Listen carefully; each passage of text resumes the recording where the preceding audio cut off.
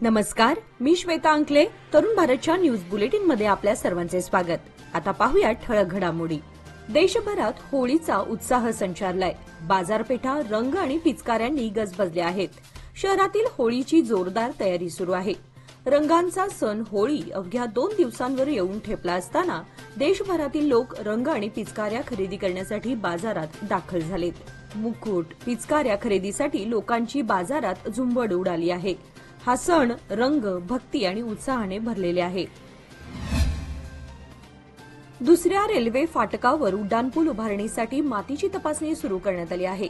गेल्या 2 दिवसांपासून रेल्वे विभागाकडून या कामाची सुरुवात करण्यात आली आहे, ज्यामुळे पुलाच्या कामाला लवकरच प्रारंभ होईल.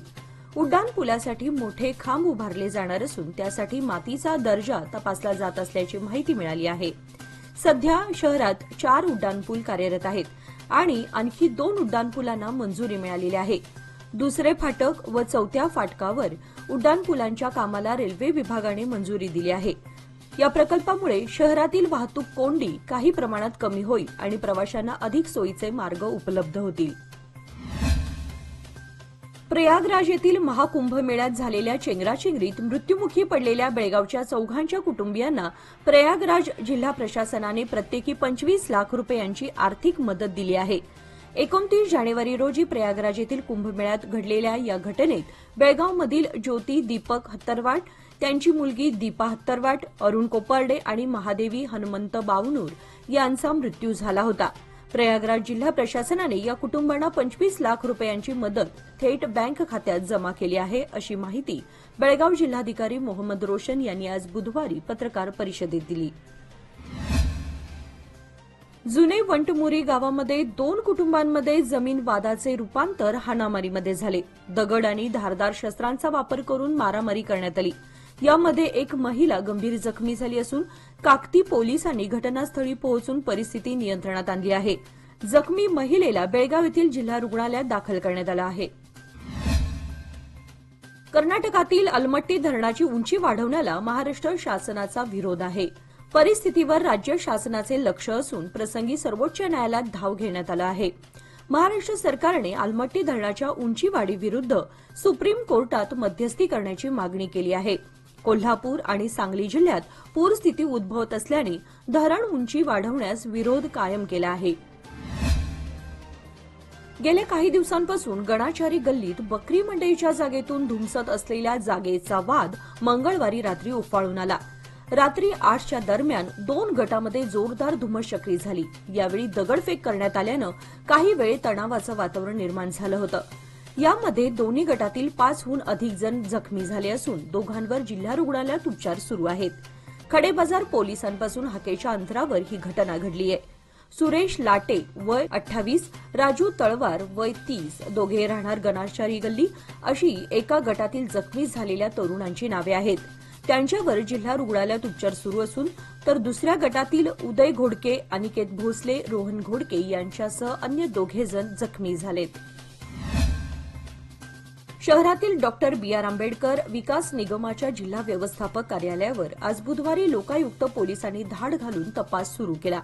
भूधारक योजना आणि विविध विकास योजनांमध्ये लाभार्थींना योग्य प्रमाणात सुविधा न दिल्याच्या तसेच लाभार्थींच्या प्रलंबित तक्रारींच्या आधारे लोकायुक्त पोलिसांनी सर्च वॉरंटसह ही धाड घातली.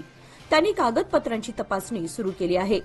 या कारवाईमध्ये लोकायुक्त एसपी बी.के. उमेश यांच्या नेतृत्वाखाली डीवायएसपी गीता बेन्नाळ, निरीक्षक राजशेखर, प्रदीप, बसवराज, मल्लीनाथ, राणोजी व इतर कर्मचाऱ्यांचा समावेश असलेली टीम तपास करत आहे.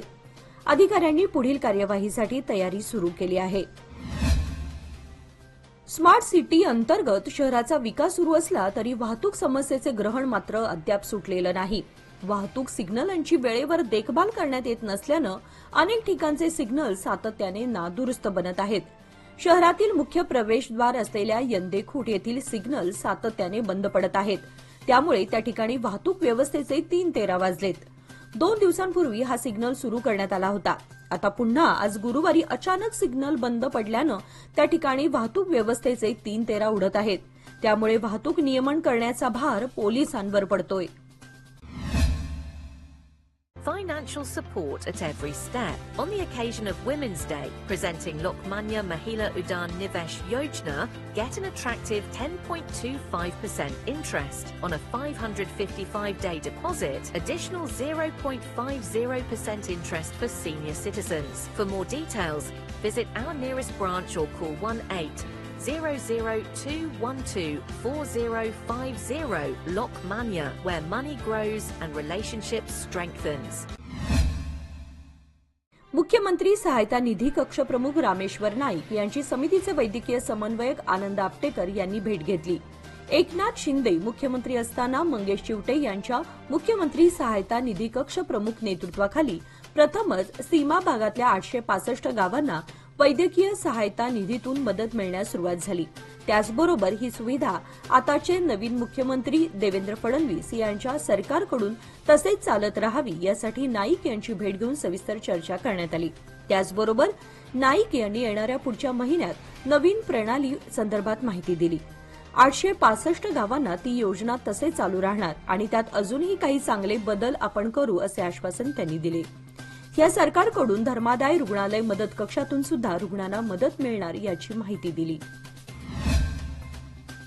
बॅरिस्टर नाथपै चौक शहापूर येथील पाणी पुरवठा मंडळाच्या मेन व्हॉल्वमधून मोठ्या प्रमाणात पाणी गळती होत होती. गेल्या 2 वर्षांपासून येथील व्यापाऱ्यांनी वेळोवेळी तक्रार करून सुद्धा त्यावर प्रशासन किंवा वॉटर सप्लाय बोर्डाचे अधिकारी आणि कर्मचाऱ्यांकडून काहीच उपाय करण्यात आले नव्हते. पण आता या गळतीची बातमी तरुण भारतने देताच याची दखल घेतली असून वॉटर बोर्डाने ताबडतोब रिपेअरीला सुरुवात केली आहे. यामुळे नागरिकांमधून समाधान व्यक्त होत आहे.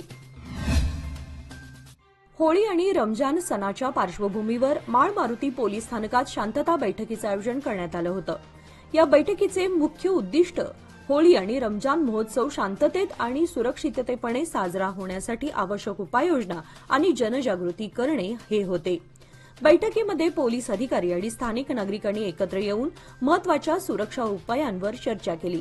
यात ध्वनी प्रदूषणावर नियंत्रण, वाहतूक नियमांचं पालन, सार्वजनिक ठिकाणी सौहार्दपूर्ण वातावरण निर्माण करण्याचे महत्त्व सांगितले.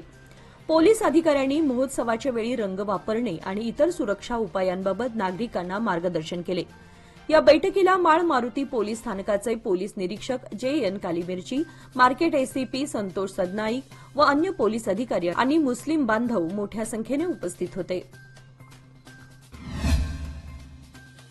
भाग्यनगर येथील 8 महिला मंडळांनी एकत्र येऊन महिला दिन साजरा केला. प्रमुख पाहुण्या म्हणून मनपा आयुक्त शुभा बी या उपस्थित होत्या. त्यांनी आपल्या भाषणात महिला सशक्तीकरण व महिला उद्योजकतेची गरज याबद्दल माहिती दिली.